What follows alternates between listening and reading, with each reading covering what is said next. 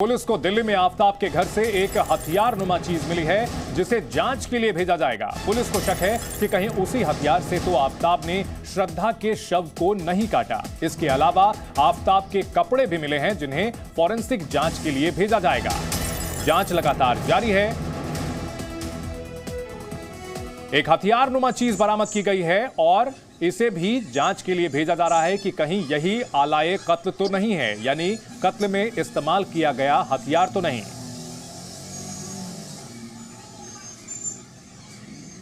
घर से आफताब और श्रद्धा के कपड़े मिले हैं। महरौली के जंगल से बड़ी हड्डी मिली है। गुरुग्राम के जंगलों में मेटल डिटेक्टर से तलाश की जा रही है। वहीं मुंबई में श्रद्धा के दोस्तों के बयान दर्ज किए जा रहे हैं। श्रद्धा मर्डर केस पर 5 बड़ी अपडेट। आफताब के घर से हथियार नुमा चीज मिली है। पुलिस अब इसकी भी जांच करा रही है कि कहीं यही वो हथियार तो नहीं जिससे ये अपने घर की छत पर ही फल और सब्जियां उगाते हैं। महीने का 40 से 50 हजार कमाते भी हैं। इनसे सीखना है तो फ्रीडम ऐप को अभी डाउनलोड करो। श्रद्धा के शव के टुकड़े किए गए। घर से आफताब और श्रद्धा के कपड़े मिले। महरौली के जंगल से बड़ी हड्डी मिली है और इस हड्डी को भी जांच के लिए भेजा गया है। गुरुग्राम के जंगलों में पुलिस की टीम मेटल डिटेक्टर से तलाश कर रही है। हथियार के उस आरी की तलाश की जा रही है जिससे श्रद्धा के शव के टुकड़े टुकड़े किए गए। वहीं मुंबई में श्रद्धा के दोस्तों के बयान भी दर्ज किए जा रहे हैं।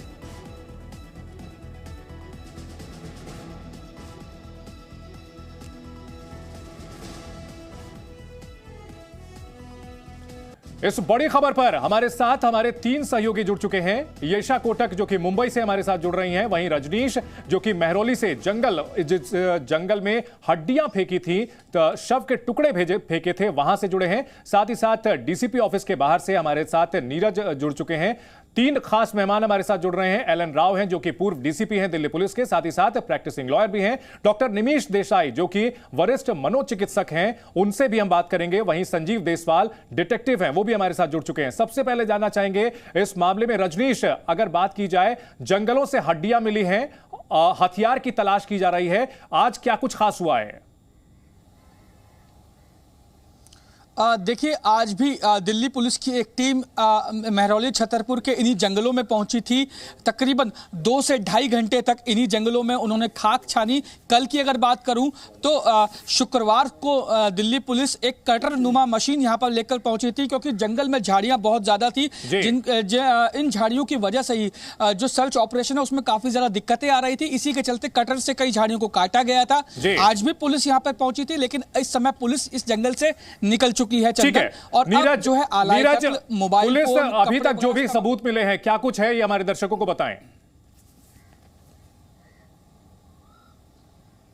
अभी तक की जांच के दौरान जो है इसमें सबसे अहम जो कि ये बात निकल कर सामने आई है, जो कि आरोपी आफताब है उसका जो कबूलनामा है वो पुलिस के पास में है। और इसी के साथ में दिल्ली पुलिस की टीम ने आफताब के घर से कुछ कपड़े बरामद किए हैं और वहां से कुछ हथियार नुमा चीज़ जो है वो पुलिस को मिली है। पुलिस का कहना है कि इन दोनों चीज़ों को एफएसएल भेजा जाएगा, ताकि उसके बाद में जो रिपोर्ट आएगी उसके बाद वो सारी चीज़ें क्लियर हो पाएंगी। लेकिन अभी तक पुलिस को इस पूरे मामले में ना ही श्रद्धा का जी आप अपनी बात पूरी करें।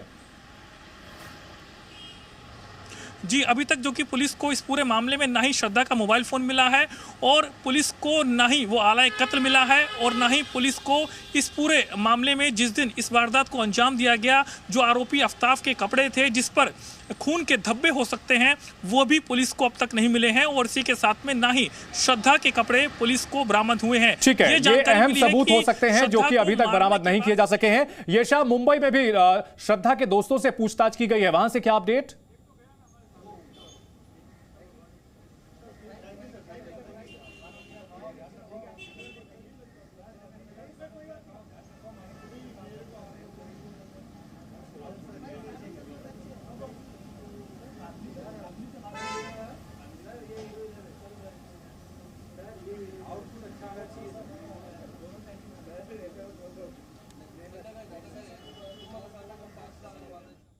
ठीक है, येशा के पास हम चलेंगे। एलन राव साहब, अगर बात की जाए श्रद्धा हत्याकांड की, तो अभी तक पुलिस को आलाए कत्ल नहीं मिला है, मोबाइल फोन श्रद्धा का बरामद नहीं किया जा सका है, कुछ हड्डियां मिली हैं जिनकी जांच कराई जा रही है, और गुरुग्राम के जंगल में उस हथियार की तलाश की जा रही है जिससे श्रद्धा के शव के टुकड़े किए गए। इस पूरे अगर मामले को देखा जाए तो पुलिस को के पास अभी केस कितना मजबूत है?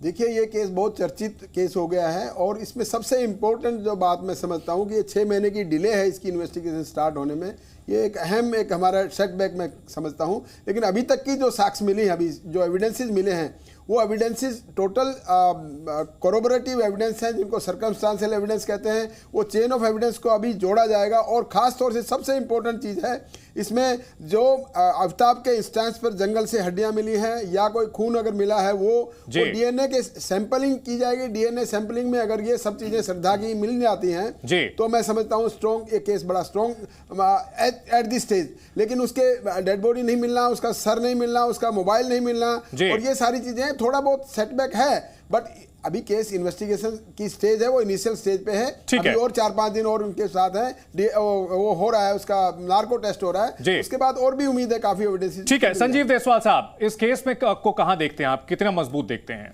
देखिए, ऐसा इन्वेस्टिगेशन लास्ट लोकेशन आफ्ताब के साथ है श्रद्धा की। उसके बाद आफ्ताब ने कभी ये नहीं कहा कि श्रद्धा कहाँ गायब हो गई है। अगर आफ्ताब के साथ वो रह रही है दिन से, उसके बावजूद भी वो ये नहीं कहीं कंप्लेन करता, तो इसका मतलब उसके ऊपर तो शक जाएगा ही जाएगा जी। लेकिन इसमें सबसे बड़ी बात ये है कि आज ये पता चलता है कि शायद वहां कोई ऐसा हथियार पाया गया उसके घर के अंदर जिससे कि उसने बॉडी को चॉप किया था जी। मैं यहाँ पे थोड़ा सा मुझे लगता है कि यहाँ इमेच्योर करते हैं ये बात है, क्योंकि उस घर के अंदर ब्लड के स्टेन्स को चेक करने के लिए बेंजामिन कहते हैं केमिकल से यूज किया गया और वहां पे कोई ब्लड स्टेन नहीं मिले। ऐसा आदमी जो इतनी सोच के साथ, इतने कहते हैं प्लानिंग के साथ बॉडी को के पार्ट्स को चॉप करके जंगल में कहते डिस्पोज करता है, वो आला हथियार अपने घर में रखेगा। क्योंकि पहली बार भी उसने यही कहा था कि आला हथियार मैंने फेंक दिया था, हो सकता है एमसीडी कहते हैं कि गाड़ी ले गई हो। मुझे लगता है कि ये मिसगाइड पुलिस को बाबा गुमराह करने की कोशिश कर रहा है, गुमराह करने की कोशिश कर रहा है। डॉक्टर देसाई, गुमराह करने की पूरी प्लानिंग इसकी लगती है आफ्ताब की। उसे डिकोड करना कितना मुश्किल हो पाएगा ये हम आपसे जानेंगे, लेकिन एक रिपोर्ट अपने दर्शकों को दिखाते हैं। श्रद्धा मर्डर केस में अब तक जो खुलासे हुए हैं उससे तो यह साफ हो गया है कि श्रद्धा आफ्ताब की बेरहमी का शिकार लंबे समय से हो रही थी। श्रद्धा से जुड़े लोग भी अब मीडिया के सामने आने लगे हैं। इन तमाम लोगों से मिल रही जानकारी से यह भी साफ हो रहा है कि श्रद्धा बेहद खुशमिजाज लड़की थी, लेकिन आफ्ताब के जुल्मों की वजह से उसकी मौत हो गई। श्रद्धा के पुराने सहयोगियों ने जी न्यूज से एक्सक्लूसिव बात की है। उन्होंने श्रद्धा की जिंदगी से जुड़े कई राजों से पर्दा उठाया है। जब श्रद्धा ने कहा था वो मुझे मार देगा, काले पॉलिथीन में पुलिस इस समय कुछ लेकर जा रही है।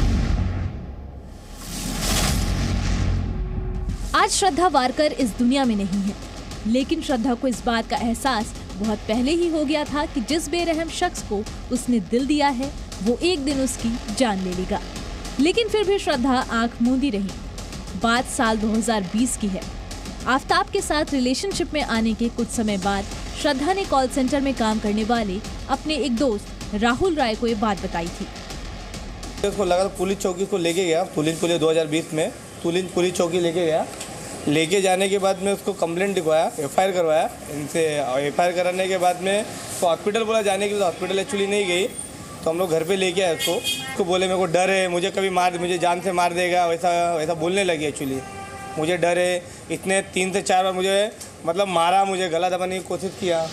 श्रद्धा और आफ्ताब पर राहुल के बयान से जो 5 बड़ी बातें निकलकर सामने आई हैं, उसके मुताबिक साल 2020 में ही श्रद्धा ने आशंका जताई थी कि आफ्ताब उसे मार देगा। आफ्ताब उसे ज्यादातर समय घर के अंदर बंद रखता था, उसके साथ अक्सर मारपीट करता था। आफ्ताब से वो इतनी डरी हुई थी कि चाहकर भी थाने में रिपोर्ट दर्ज कराने नहीं जा पाती थी। यहाँ तक कि इलाज कराने अस्पताल जाने से भी डरती थी, कहीं आफ्ताब को पता चल जाए और उसके साथ फिर मारपीट ना करे।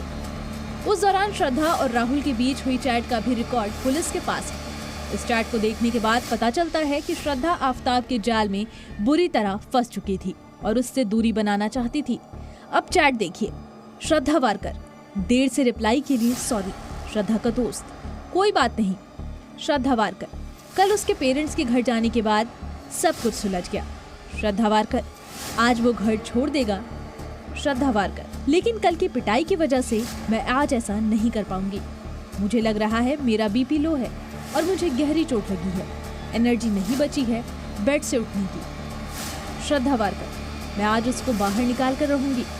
श्रद्धा वारकर, जिस तरह मैंने तुमको परेशानी में डाला है, जिस तरह सब कुछ हुआ, उसके लिए मैं माफी मांगती हूँ। श्रद्धा अपने ऊपर हो रहे जुल्मों को सहती रही। शायद इसी वजह से आफताब के हौसले बढ़ते गए। अपने साथ लगातार हो रही मारपीट की घटना से श्रद्धा डिप्रेशन की भी शिकार हो गई और आखिर में श्रद्धा की मौत कुछ इस तरह हुई कि आज पुलिस उसकी डेड बॉडी के टुकड़ों की तलाश में जंगलों की खाक छान रही है। श्रद्धा मर्डर केस की गुत्थी को सुलझाने के लिए दिल्ली पुलिस ने 17 नवंबर को एक बार फिर आफताब के घर पर धावा बोला। इस बार आफताब दिल्ली पुलिस की टीम के साथ मौजूद था। ये वीडियो आफताब को उसके घर ले जाने के वक्त का ही है। दिल्ली पुलिस ने आफताब के घर में मर्डर के सीन को एक बार फिर से रिक्रिएट किया ताकि कोई सुराग हाथ लग सके, लेकिन दिल्ली पुलिस को कोई खास सुराग हाथ नहीं लगा। दिल्ली से प्रमोद शर्मा और मुंबई से येशा कोटक के साथ ब्यूरो रिपोर्ट, जी मीडिया। और इस वक्त पुलिस की टीम गुरुग्राम के जंगल में पहुंची है और वहां पर हथियार की तलाश कर रही है। वो हथियार जिससे श्रद्धा के टुकड़े किए गए, उसकी तलाश कर रही है पुलिस। इसके लिए मेटल डिटेक्टर लेकर के पहुंची है और गुरुग्राम के जंगल से संवाददाता देवेंद्र हमारे साथ है। देवेंद्र, पुलिस के हाथ क्या कुछ लगा है अभी तक? देखिए, बिल्कुल आज दूसरे दिन की गुरुग्राम में यहाँ दिल्ली पुलिस पहुंची थी और छानबीन की और मेटल डिटेक्टर लेकर दिल्ली पुलिस यहाँ पहुंची थी। और जिस तरह से श्रद्धा हत्याकांड मामले में कल भी जब दिल्ली पुलिस यहाँ पहुंची तो यहाँ से उसे एक पॉलीथीन बैग मिला था, लेकिन अभी ये साफ नहीं हो पाया कि उसके अंदर क्या है, क्योंकि ये बताया जा रहा है कि जिस तरह से आफताब यहाँ कॉल सेंटर में काम करता था और उसी आधार पर, उसी की निशानदेही पर यहाँ दिल्ली पुलिस पहुंची थी। और इस मेरे पीछे आप देखेंगे जिस जंगल में मैं खड़ा हूँ, यहीं आकर उसने छानबीन शुरू की और एक काली पॉलीथीन, जो काला बैग था, वो यहां से बरामद किया गया। लेकिन अभी दिल्ली पुलिस की तरफ से ये साफ नहीं किया गया है कि उसके अंदर क्या श्रद्धा के शरीर के अवशेष थे। इन तमाम पहलुओं के बीच ये भी बताया जा रहा है कि जिस तेजधार हथियार से हत्या की गई थी, उस हथियार को भी शायद आफताब ने यहीं फेंका हो। और इसी आधार पर आज दूसरे दिन दिल्ली पुलिस यहाँ पहुंची थी। दिल्ली पुलिस की टीम ने अलग अलग जगह जाकर इस जंगल की छानबीन की, क्योंकि कुछ ऐसा इलाका है जहां झाड़ियों से भरा हुए रोड के सहारे बहुत सारी झाड़ियां हैं। यही कारण है कि यहाँ काफी ठीक है। अभी तक कुछ कंक्रीट मिला नहीं है, तलाश की जा रही है। ये सब कुछ माना जा रहा है कि आफताब ने पुलिस को गुमराह करने के लिए पूरी प्लानिंग की थी। हमारे साथ मनोचिकित्सक डॉक्टर निमेश देसाई साहब हैं। निमेश देसाई साहब, हमने पहले जिस दिन ये मामला सामने आया था तब भी बात की थी और तब आपने कहा था कि आफताब बहुत ये सुलझा हुआ शख्स है जिसने पूरी प्लानिंग के साथ इस वारदात को अंजाम दिया है। लेकिन अहम सवाल यह कि उसकी प्लानिंग को डिकोड कर पाना कितना मुश्किल होगा, कितना आसान होगा और क्या नार्को टेस्ट से राज खुलेंगे? दो मुद्दे हैं। एक तो ये कि जो साइकोपैथिक क्रिमिनल पर्सनालिटी प्रोफाइल है, उसमें ये सारे जो गेम्स खेले जा रहे हैं, जब तक पुलिस ने एक्शन लिया उससे पहले के जो एक्शन है उसके, और उसके बाद भी, जैसे आप और बाकी साथी कह रहे हैं, पुलिस को और कानून की प्रक्रिया को गुमराह करना, ये उस पर्सनालिटी का हिस्सा है जी। तो जाहिर है ऐसे सब केसेस में अमेरिका में, यूरोप में भी पाया गया है कि पुलिस को और लीगल सिस्टम को और ज्यादा जहमत करना पड़ेगी कि सबूत जुटा पाए। ठीक है। जो नार्को एनालिसिस का सवाल है, उसमें एक तो कोर्ट से परमिशन हो, व्यक्ति की खुद रजामंदी हो। अगर ये दो चीज हो जाए, ये मिल चुका है, हो सके, मिल चुका है डॉक्टर देसाई। आफताब ने भी मंजूरी दे दी है, उसने भी सहमति दे दी है और अदालत से भी कहा गया है। हाँ, तो लीड मिल सकती है, जैसे हमने पहले भी चर्चा किया है। कानूनी रूप से एडमिसिबल नहीं होगा वो एविडेंस, लेकिन पुलिस को बहुत सारी लीड मिल सकती है, क्योंकि होता ही है कि उस केमिकल इफेक्ट में जो इनहिबिशंस हैं, जो मैनिपुलेशंस हैं, वो छट जाते हैं। ठीक है। तो उस व्यक्ति का फिर कंट्रोल नहीं रहता, जो बात है वो सामने आएगी। ठीक है राव साहब, जो अभी तक सबूत मिले हैं इसके आधार पर पुलिस आगे और जो है कार्रवाई करेगी। क्या कुछ चुनौतियां होंगी बतौर पुलिस अधिकारी, क्या कुछ चुनौतियां आप देखते हैं? देखिए, इस केस में इन्वेस्टिगेशन में बहुत चुनौतियां हैं अभी, क्योंकि इसमें एविडेंस, जो प्राइमरी एविडेंस वो नहीं है, बाकी सर्कमस्टेंशियल एविडेंस है वो भी सीएफएसएल की रिपोर्ट के ऊपर आधारित है और आगे अभी इन्वेस्टिगेशन चल रही है। मैं समझता हूँ सारी चुनौतियों को सक्षम तरीके से दिल्ली पुलिस की जो इन्वेस्टिगेटिंग टीम है वो उसको ओवरकम करेगी और इसमें अच्छे से अच्छे और सबूत इसमें जुटाने की कोशिश करेगी। दिल्ली पुलिस की एज डिटेक्टिव की टीम इसमें लगी हुई है, जो कि बहुत अपने अपने काम में सब माहिर हैं, एक्सपीरियंस्ड हैं और इसमें कोई भी कसर नहीं छोड़ी जाए, क्योंकि ये बहुत इंपॉर्टेंट केस बन चुका है और पूरे देश की बच्चियों की और खासतौर से पेरेंट्स की नजर इस केस के ऊपर है। तो मैं समझता हूं पुलिस, दिल्ली पुलिस इसमें आगे और इन्वेस्टिगेशन करके अच्छे सबूत जुटाकर इसको ट्रायल के लिए भेजेगी। नीरज, अब आगे जो जांच हो रही है ये किन किन अहम मुद्दों पर टिक गई है? डीएनए रिपोर्ट, सीएफएसएल रिपोर्ट, तमाम तरह के रिपोर्ट का अब इंतजार करना होगा। इन सबके बीच जो है रिमांड की अवधि भी खत्म होगी। हाँ बिल्कुल, क्योंकि दिल्ली पुलिस को 5 दिन का जो और रिमांड है वो मिला है और पुलिस की पूरी कोशिश है कि इन 5 दिनों के भीतर जो तमाम सबूतों की तलाश दिल्ली पुलिस को है वो जल्द से जल्द जुटाए जा सकें। तो इसी के साथ में जिस तरीके से कोर्ट ने कहा है कि 5 दिनों के भीतर आपको जो है नार्को टेस्ट करवाना है, तो अब देखना है कि आखिरकार दिल्ली पुलिस को कब वो कौन सी डेट मिलती है और उसके बाद में उस नार्को में क्या निकल करके सामने आता है और क्या दिल्ली पुलिस की जो कि इन्वेस्टिगेशन है उसमें क्या मदद मिलती है। और इसी के साथ सबसे बड़ी चुनौती जो है दिल्ली पुलिस के लिए ये है कि तमाम जो सबूत हैं जिनकी तलाश दिल्ली पुलिस जो कि लगातार कर रही है उसको जल्द से जल्द पुलिस जो है बरामद करे। तो पुलिस की कोशिश है कि 5 दिनों के भीतर जो सबूत हैं उनको जुटाया जा सके। ठीक है, संजीव देसवाल साहब, अभी तक आलाए कत्ल मिला नहीं, मोबाइल फोन जो है वो मिला नहीं, कपड़े जो हैं वो बरामद नहीं किए जा सके हैं। इन सब के बीच अगर बात की जाए इसे केस को एस्टैब्लिश कर पाना क्या सिर्फ सर्कमस्टेंशियल एविडेंसेस के दम पर काफी होगा? देखिए, अभी तो प्री मैच्योर इन्वेस्टिगेशन चल रही है, अभी तो कहते टाइम लगेगा इसके अंदर, क्योंकि प्रीलिम इन्वेस्टिगेशन है ये। सबसे बड़ी बात यह है कि हमारे पास आला अधिकार, कहते हैं कत्ल का जो हथियार है वो हमारे पास नहीं है, ब्लड स्पॉट्स नहीं है, बॉडी के स्पेयर पार्ट्स, बॉडी के जो पार्ट्स हैं वो नहीं है। ऐसे में क्या हम सर्कमस्टेंस एविडेंस के बिहाफ पे इस केस को कहते हैं कोर्ट के अंदर अंजाम तक ले जा पाएंगे? हमें लगता है कि क्रिमिनल इतना स्मार्ट है कि वो इतना मिसगाइड कर रहा है कि जो ये रिमांड का जो टाइम है, जो रिमांड की जो अवधि है, किसी भी पुलिस ऑफिसर के पास रिमांड की एक कहते हैं लिमिटेशंस होती है। ऐसा नहीं कि 10-15 महीने तक कहते हैं आप रिमांड लेते रहेंगे। तो रिमांड की अवधि को किल कर रहा है और इसको किल करने के लिए वो हर बार अपने बयान बदल रहा है।